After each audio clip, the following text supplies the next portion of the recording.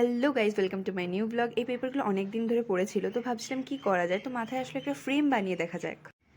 টেপের West সার্কেলগুলোকে নিয়ে আমি cover করে নিলাম, আর ওগুলো কভার করার পরে ওগুলোতে দিন আমি ডিজাইনটা দেবো। আমার মাথায় একটা ডিজাইন ছিল, বাট আমি ইউটিউবে একটা ওরকম ডিজাইন পাইনি যেগুলো আমাকে হেল্প করবে, তাই জন্য ফুলটাই আমার নিজের মেহনত।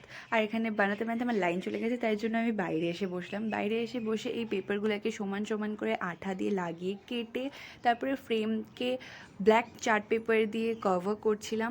কভার করে ওর উপর দিয়ে ওয়েস্ট সেলো টেপের যেগুলো ছিল ওগুলোও লাগিয়ে দিয়েছিলাম, কিন্তু এগুলো ভালো লাগছিল না, তাই আমার মাথায় আরেকটা বুদ্ধি চাপলো। কিন্তু আমি ভাবছিলাম করবো কী করে, তো ফাইলটা বের করে দেখি ওর ভেতরে অনেক রকমের পেপার পড়ে আছে, তো ওই পেপারগুলোকে ছোটো ছোটো পিস করে কাট করলাম। আর আমার মাথায় বুদ্ধি চাপলো এগুলো দিয়ে কেননা ফুল বানানো যাক।